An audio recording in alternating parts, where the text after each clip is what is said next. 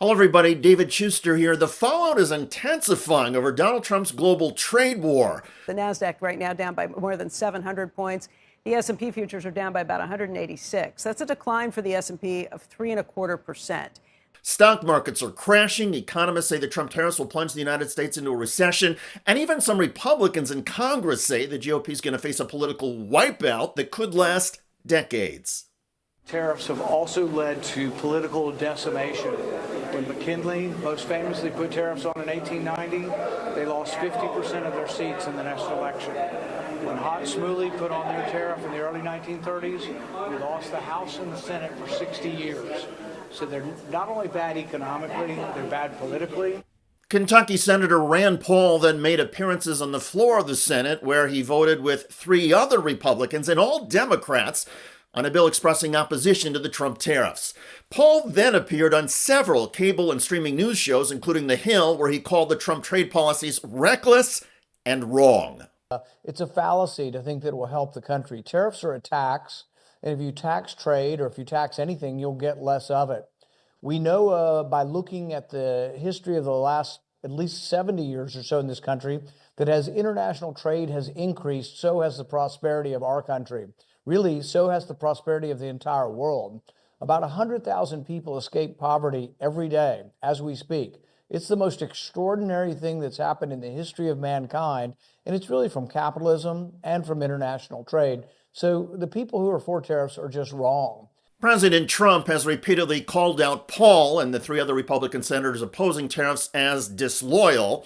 Still, even other Republican senators who generally support the president seem nervous and are not as certain as Trump about a positive U.S. impact. In the long run, we're all dead. Short run matters too. Nobody knows what the impact of these tariffs is going to be on the economy. Anyone who says there may be a little bit of pain before we get things right need to talk about farmers who are one crop away from bankruptcy. On Wednesday in the White House Rose Garden, President Trump rolled out details of the global tariffs in what Trump described as Liberation Day.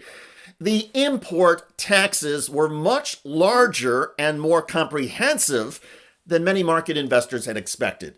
The Trump tariffs were placed on nearly every country around the globe, including some uninhabited islands where the only people are members of the U.S. military working at a military base.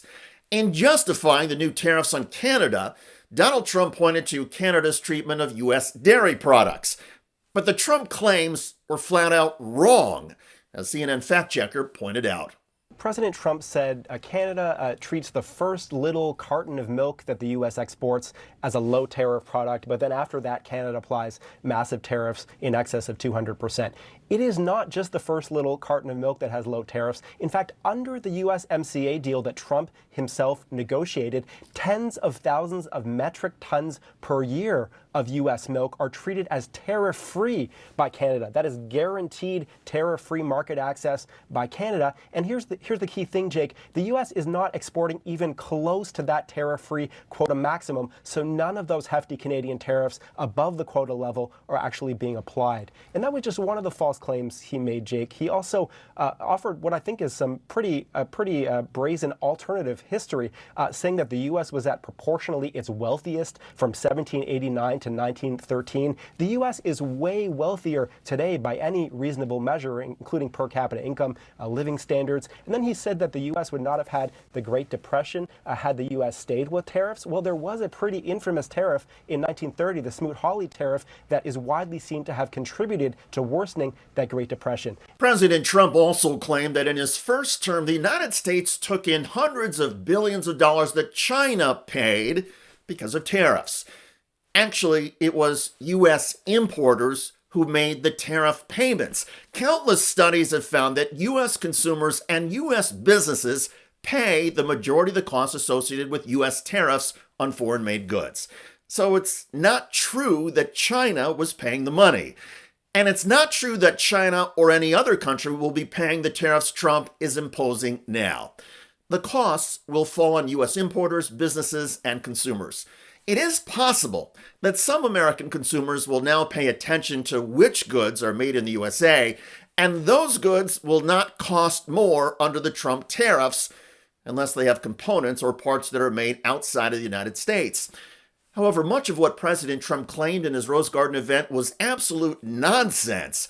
And that's according to economists, fact checkers, and several members of Donald Trump's own political party. Trump may be able to mislead millions of his own supporters, but global markets and investors have not been fooled, and their reaction, a crash, has underscored, as even a few Republicans point out, that the Trump trade war is a disaster. I'm David Schuster. Thanks for joining us.